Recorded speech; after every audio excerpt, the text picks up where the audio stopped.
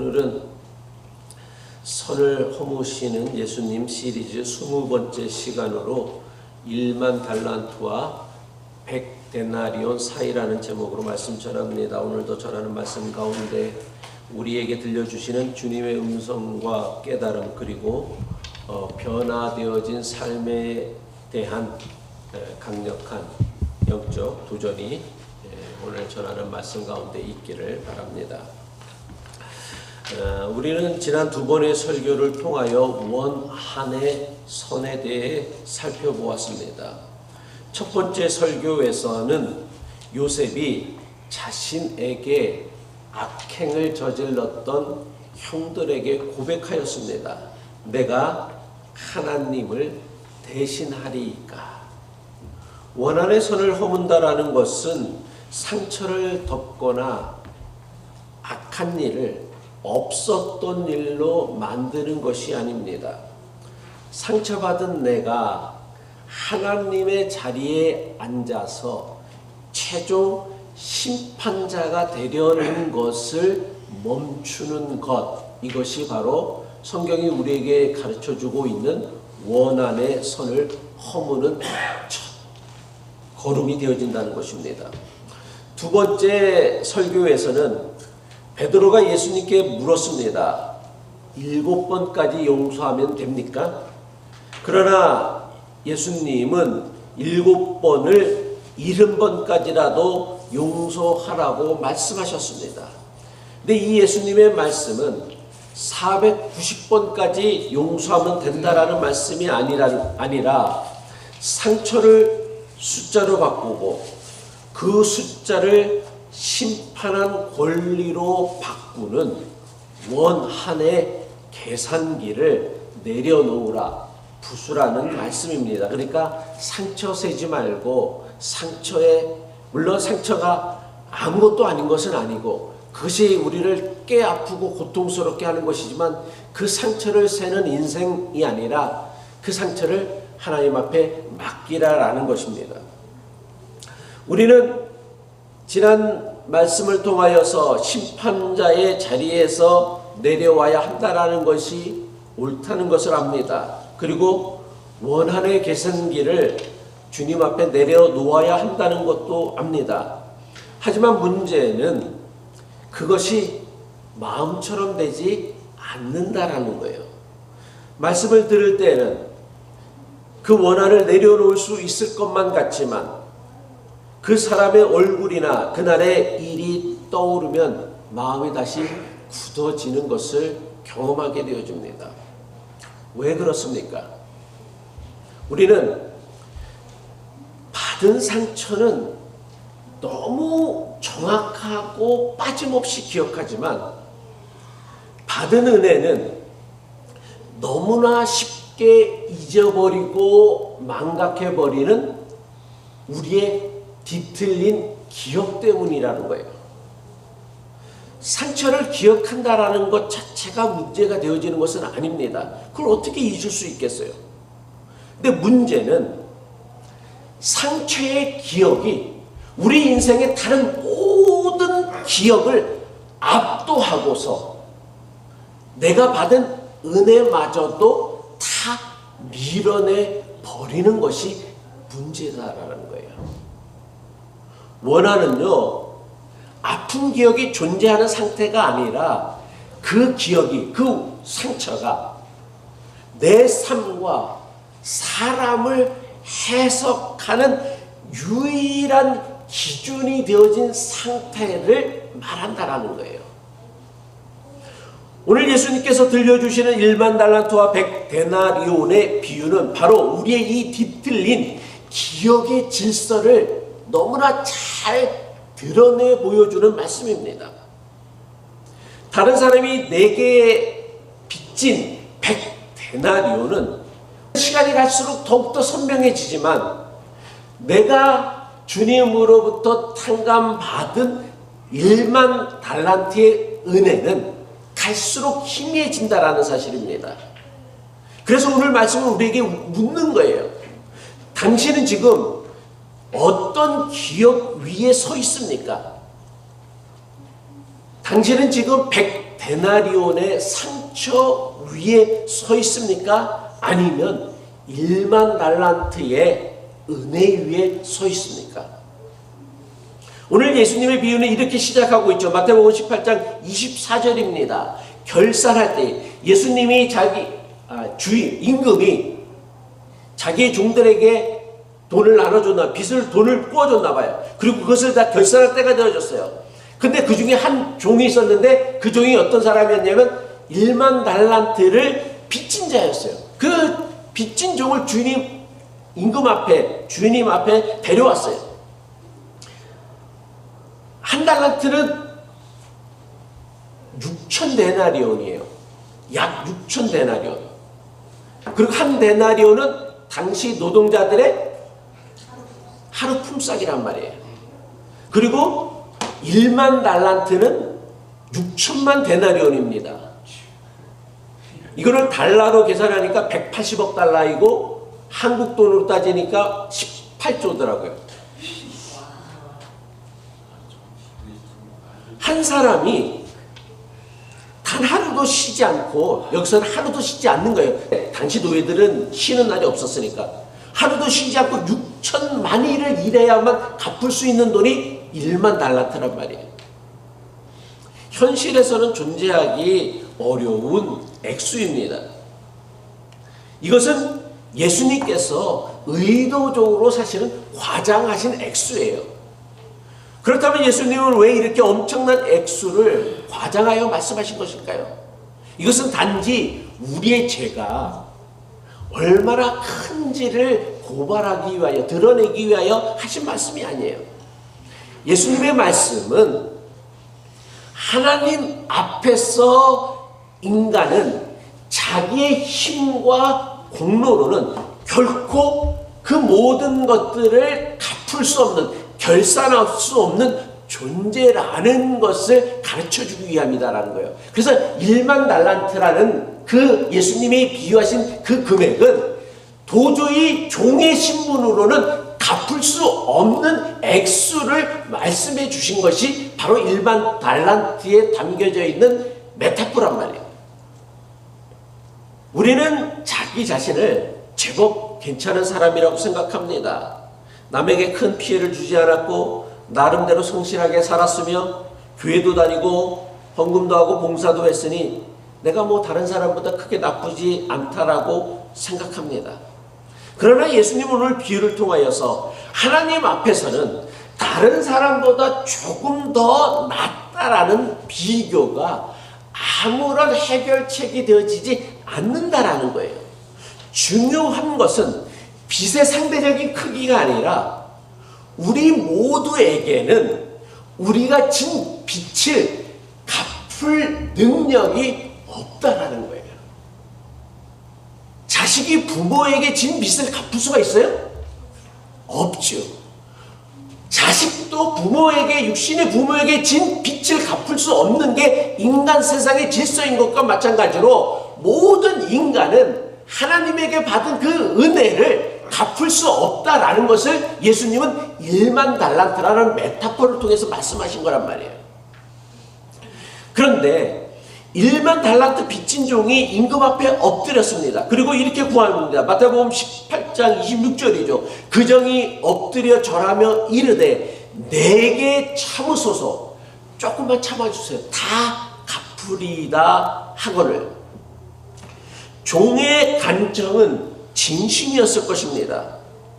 그는 어떻게든 자신과 자기의 가족이 빚 때문에 팔려가는 그 파국을 막고 싶었을 것입니다. 그래서 주인에게 간청하죠. 시간을 조금만 주시면 내가 이 모든 빚을 갚도록 해보겠습니다. 그런데 이 종의 말은 진심이었지만 문제는 무엇이냐면 그 말이 비록 진심이었다 할지라도 이것은 그가 실행할 수 없는 불가능한 약속이었다는 사실입니다. 그의 문제는 갚으려는 의지가 부족했다는 것이 문제가 아니었어요. 그의 문제는 아무리 그가 노력하고 아무리 많은 시간을 들여도 그에게는 그 엄청난 빚을 갚을 능력이, 힘이 없었다는 사실입니다.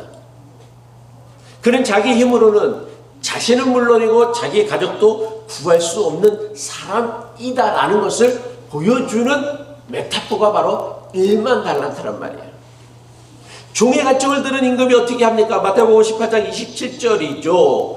그 종의 주인이 불쌍히 여겨 놓아 보내며 그 빛을 탕감하여 주었더니, 임금은 종에게 그래 너 그러면 1년 동안 더 시간을 줄 테니까 갚아보라고 하지 않았어요. 그리고 야 나 1만 달란트 생각하니까 너무 많아, 그냥 5천 달란트로 할까? 반으로 깎아주지도 않았어요.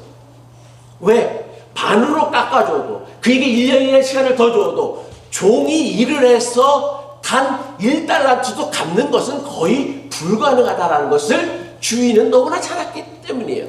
그래서 임금은 종을 불쌍히 여기고 그가 진 모든 빚을 어떻게 했어? 탕감해 주었다라는 거예요. 종이 주인에게 구한 것은 유예, 조금만 미루어 달라는 것이었지만 임금이 종에게 베푼 것은 탕감이었습니다. 종은 조금만 기다려 달라고 했지만 임금은 이제 너는 더 이상 아무것도 갚지 않아도 된다라고 선언한 거예요. 이게 바로 은혜란 말이에요. 이것이 바로 기독교 신앙이 말하는 은혜라는 거예요. 이처럼 하나님의 용서는, 하나님의 은혜는 유예가 아닙니다. 조금씩 갚으면 된다는 활부도 아니에요. 전액 탕감이에요. 모든 것을 다 한 번에 일시에 없애주는 탕감이었다라는 거예요.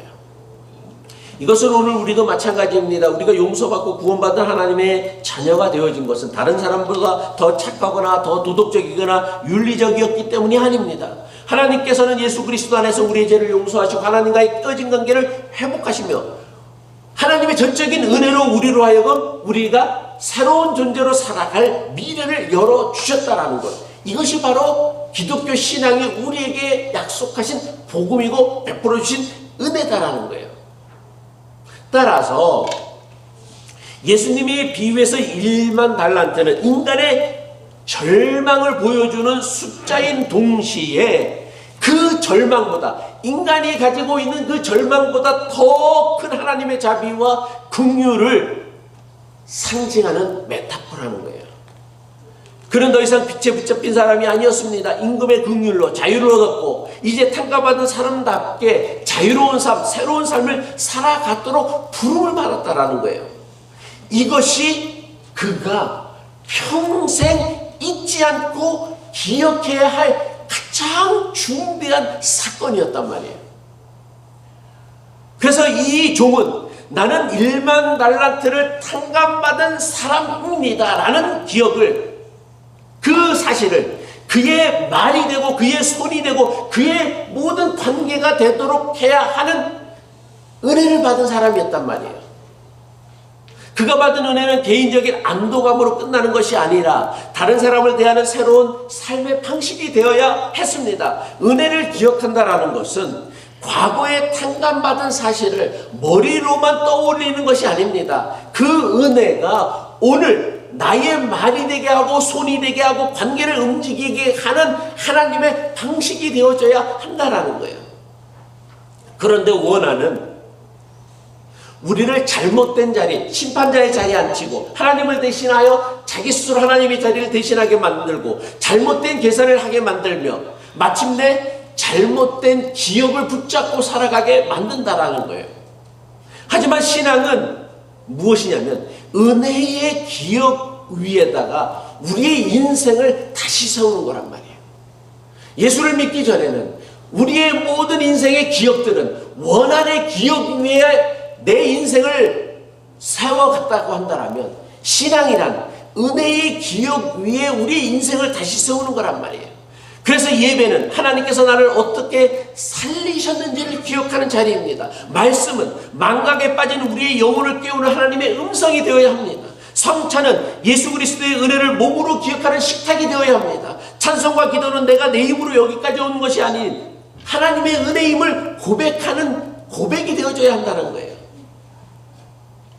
그런데 1만 달란트, 도무지 상상할 수 없는, 그리고 도무지 갚을 수도 없는 그 1만 달란트를 탕감받은 종이 임금의 궁전을 나아가는 순간 자신이 받은 탕감을 그의 삶의 방식으로 기억하지 못했다는 사실입니다. 마태복음 18장 28절이죠. 그 종이 나가서 자기에게 100데나리온 빚진 동료 한 사람을 만나 붙들어 목을 잡고 멱살을 붙잡고 이르되 야, 너 내게 진 빚 갚아라 라고 하며, 안타깝게도 1만 달란트를 탕감받은 사람은 그 엄청난 빚을 탕감받은 사람으로 인생을 살아가지 못했습니다.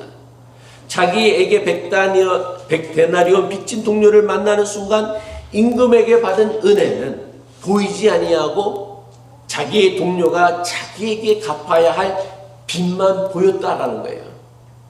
100데나리온은 노동자의 100일치 품삯입니다. 결코 적은 돈이 아닙니다. 어떤 사람에게는 몇 달 동안 피땀 흘려 모은 재산이었고 가족의 생계가 달린 돈입니다. 비유해서 100데나리온이 매우 큰 돈인 것처럼 우리가 다른 사람에게 받은 상처도 큰 아픔이에요. 예수님은 우리의 상처를 결코 가볍게 여기지 아니하십니다. 그 정도 상처로 뭘 그러느냐라고 말씀하지도 않으십니다. 그러나 예수님은 오늘 비유의 말씀을 통하여 우리에게 더 깊은 질문을 던지고 계시는 거예요. 너는 100데나리온의 아픔만 기억하고 살아가지 왜 101만 달란트의 탕감받은 은혜는 왜 잊으며 살아가고 있는지를 묻는 거예요. 예수님은 우리에게 야 100데나리온 그거 아무것도 아니야를 얘기하는 게 아니라 왜 너는 100데나리온 빚진 것만 생각하고 1만 달란트 탕감받은 것은 왜 잊고 살아가느냐를 묻는 거란 말이에요. 우리가 100데나리온의 빚을 기억한다면 1만 달란트의 빚을 탕감받은 기억도 함께 가지고 살아가야 한다는 거예요. 그러면 우리 인생을 주도하는 건 뭐가 되겠어요? 1만 달란트의 빚을 탕감받은 그 은혜가 우리 인생을 주도하게 되어지는데, 우리는 1만 달란트 탕감받은 것은 까마득해 잊어버리고 오직 100데나리온의 빚진, 나에게 빚진 것만을 기억하고 그것만 붙들고 살아가는 거란 말이에요. 조금 전까지 종은 임금 앞에 엎드려 두 손을 모으고 자비를 구했습니다. 그런데 궁전을 나와서는 그 손으로 어떻게 했어요?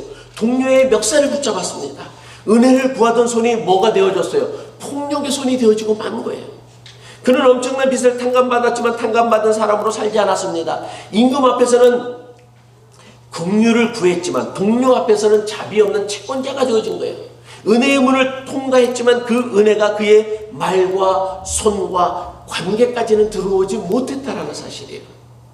원한의 손은요, 단순히 상처를 기억할 때 생기는 게 아니에요. 받은 상처가 내 삶의 주도권을 쥐고서는 내가 받은 은혜가 더 이상 나를 움직이지 못하게 만드는 때 비로소 원한의 손은 우리 안에 깊고 강력하게 각인되어진다는 거예요. 비유 속 동료가 땅에 엎드려 간청합니다. 마태복음 18장 29절이죠. 그 동료가 엎드려 간구하여 이르되 나에게 참아 주소서 갚으리이다 하되. 이게 누가 한 말이에요? 예? 자기가 했던 말이에요. 누구에게? 임금에게 했던 말과 똑같은 말을 자기 동료가 한단 말이에요. 그는 그 말을 들으면서 그 말에 담긴 두려움과 떨림을 알아야 했습니다. 그러나 그는 자기 입에서 나왔던 말을 다른 사람의 입에서 들었을 때에는 그가 자기가 했던 말인 줄을 알아채지 못한다란 말이에요. 알지 못했다라는 사실이에요. 은혜의 기억이 그의 말과 손을 움직이지 못하게 했기 때문입니다. 은혜를 기억하는 사람은요, 다른 사람의 간절함을 알아봅니다. 내가 살려달라고 물었던 기억이 살아있다라면 다른 사람이 참아달라라는 말 앞에서는 적어도 잠시 멈춰설 수 있어야 합니다. 그러나 종은 동료를 어떻게 했어요? 옥에 가두고 말았어요. 그런데 원한의 감옥에는 역설이 있습니다. 상대를 가두려던 나 자신도 그 안에 같이 갇힌다는 사실이에요.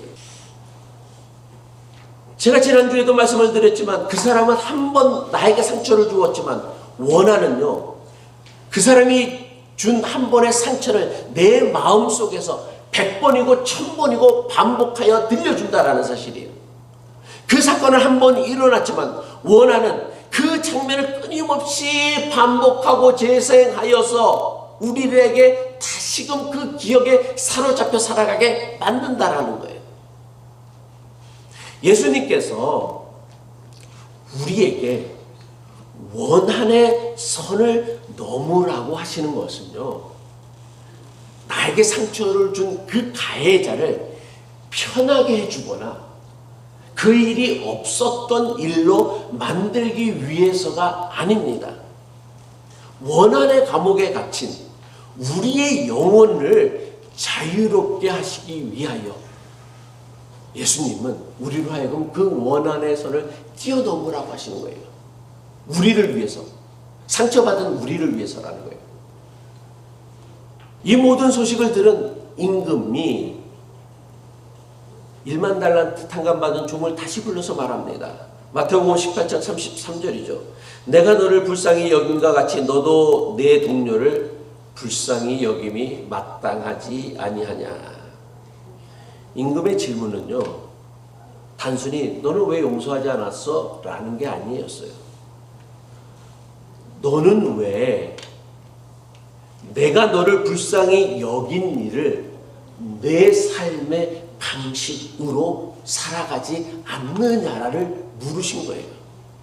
너는 왜 탕감받은 사람으로 살지 아니하고 여전히 채권자로 살아가고 있느냐?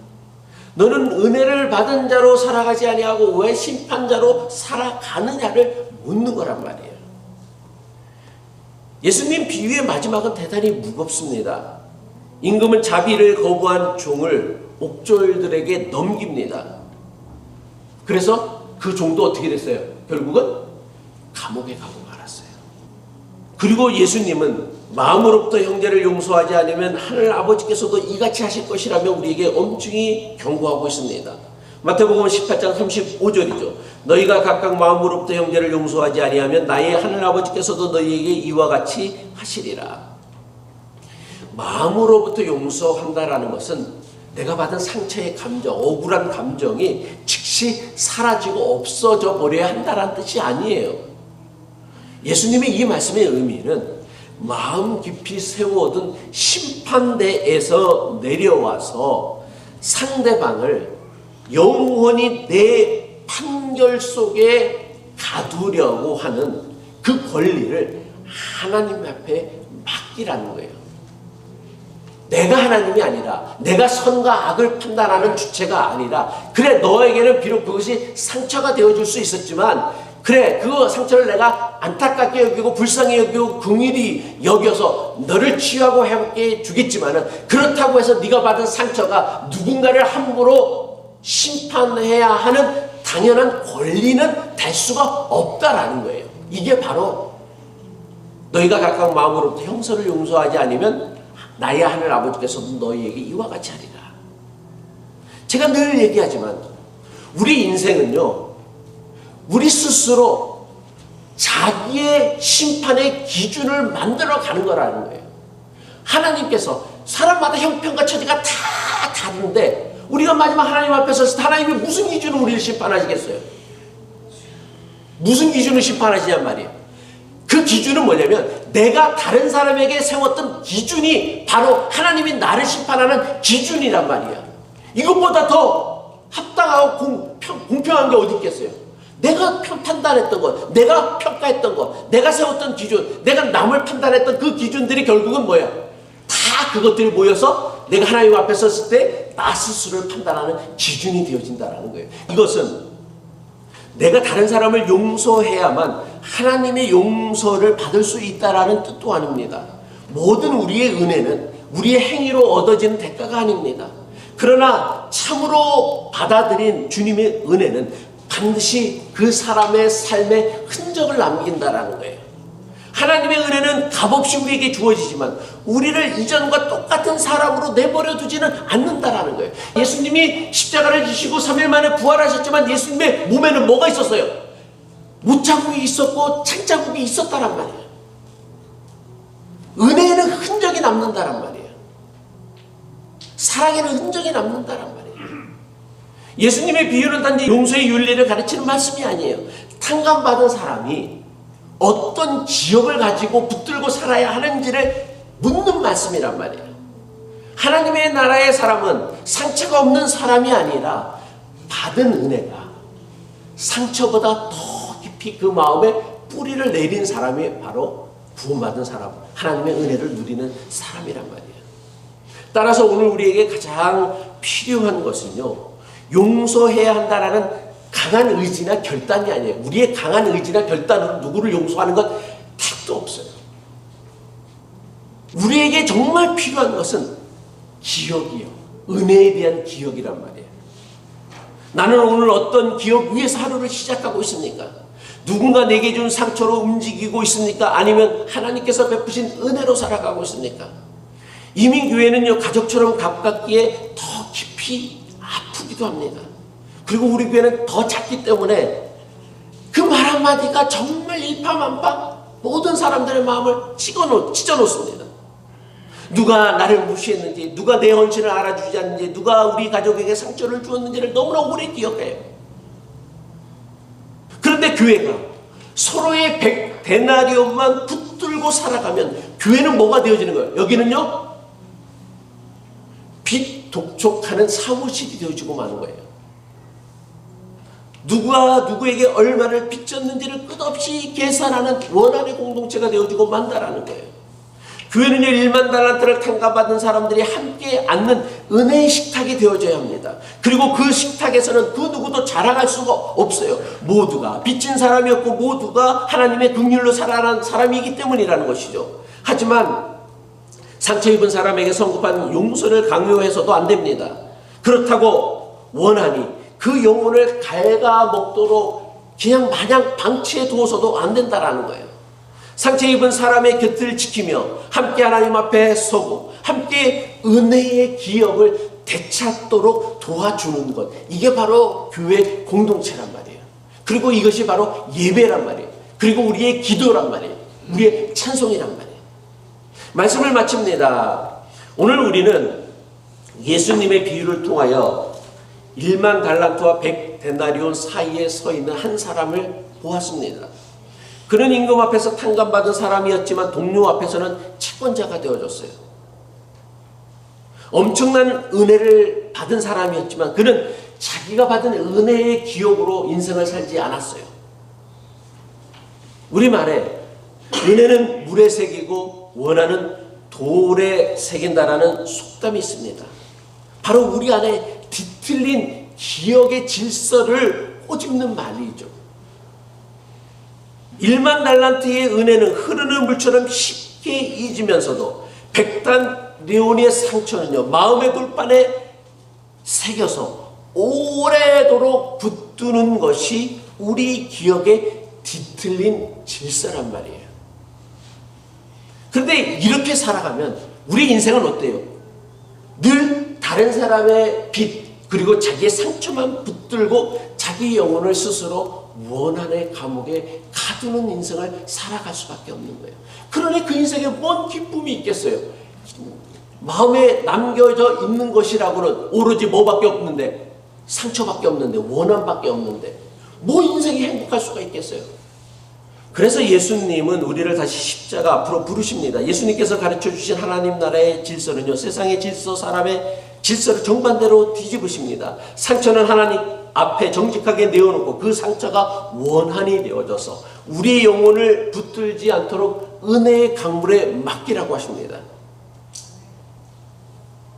그리고 쉽게 잊어버리는 1만 달란트의 십자가의 은혜는 예배와 말씀, 찬송과 기도로 날마다 마음 깊이 새기는 거란 말이에요. 그래서 우리가 예배를 소중히 여겨야 하는 거란 말이에요. 제가 일전에도 한번 말씀드렸지만 제가 잘하는 게 꽤 많이 있는데 그 중에 잘하는 게 하나가 더 있는데 뭐냐면 저는요 누군가에게 베푼 거는 기억 안 하려고 해요. 그거는 기억 안 하려고 해도 잘 안 잊어버려지더라고. 희한하게 그래. 그건 내가 굳이 뭐 기억 안 하려고 해도 딱 보면 아, 내 저 사람한테 언제 뭐 해줬지? 뭐 저 사람한테 라이드를 해줬지, 저 사람에게 돈을 줬지, 아니면 저 사람 어려울 때 내가 뭘 해줬지, 그건 잘 안 잊어버려. 그런데 누군가에게 받은 돈이요, 그 돈이 크더라도, 누군가에게 받은 은혜는 그 은혜가 크더라도 언제 그런 일이 있었지? 잊어버리더라고. 그래서 제가 어느 순간 깨달은 게, 야, 내가 받은 은혜를 기억해야 되겠다. 그래서 누가 나에게 밥을 사줬으면 누가 밥을 사줬어, 누가 나에게 돈을 줬으면 한국 가는데 여비하라고 돈 줬으면 그거 다 기록해요. 그래서 어느 순간 가끔가다 한 번씩 쳐다봐요. 그러면 가끔 미워질 때가 있잖아요, 교인들이. 야, 교인은 나에게 이렇게 큰 사랑을 베풀어 주셨네? 은혜가 기억이 나더라니까, 그 은혜가. 아, 그래서 고마워지는 거예요. 그래서 섭섭한 마음이 그냥 흘러가져 버려. 여러분, 지난 한 주간 살면서 남편이 나에게 잘해준 거, 아내가 나에게 잘해준 거 한 개라도 말할 수 있는 사람 있어요? 없어요. 섭섭한 거 얘기하려면 한 10가지는 얘기할걸? 그러면 정말 섭섭한 일만 하고 남편이 나에게 좋은 일을 한 개도 안 했냐? 아니요, 그렇진 않을 거란 말이에요. 그러니까 여러분들 부부 사이도 우리 인간관계도 그렇고 내가 원한의 기억에 붙들려서 불행한 인생을 살기를 원한다면 지금같이 살면 되고, 내가 좀 인생의 말년에 정말 기쁘고 밝은 모습으로 행복한 모습으로 인생을 살다가 주님 앞에 기쁨으로 가기를 원한다면 내가 받은 은혜를 지금부터 기억하란 말이에요. 아내가 나에게 좋은 말 해줬으면 그것도 기억해. 써! 잊어버리거든. 그거는요. 쓰란 말이에요. 기록하지 않으면 잊어버린다란 말이에요. 그런데 기억한다는 게 뭐냐면 예배가, 찬송이, 기도가 바로 그것을 기억하는 행위란 말이에요. 하나님의 은혜를. 교회 와서 여러분들 뭐 원한을 얘기하겠어요? 하나님의 은혜를 얘기하잖아요. 오늘도 기도하시면서 그러잖아요. 하나님의 은혜. 그런데 우리는 불평하고 원망하고 살아갔습니다. 은혜를 잊어버렸으니까, 망각했기 때문에 그렇다라는 거예요. 우리가 나빠서가 아니에요. 인간성이 덜 돼서도 아니란 말이에요. 인간이 원래 그렇다란 말이에요. 100달러의 상처는 실제입니다. 그러나 1만 달란트의 은혜도 실제라는 사실을 우리가 기억해야 돼요. 우리의 아픔은 깊습니다. 하지만 하나님의 은혜는 더 깊다는 사실을 알아야 돼요. 우리의 상처는 고통스럽습니다. 그러나 하나님의 치유의 은혜, 회복의 은혜는 더 크고 위대하다는 사실을 알아야 한다는 거예요. 바라기는 우리 교회가 서로의 100데나리온을 붙들고서 멱살을 잡는 공동체가 아니라 1만 달란트를 탕감받은 사람들이 서로의 손을 잡는 은혜의 식탁이 되기를 바랍니다. 그래서 저와 여러분의 신앙이 원하는 물의 색이고 은혜는 돌의 색이며 십자가의 기억으로 참된 자유와 기쁨과 존귀함을 누리며 살아가는 아름다운 신앙의 여정, 삶의 여정이 되기를 주님의 이름으로 간절히 축복합니다. 기도하겠습니다.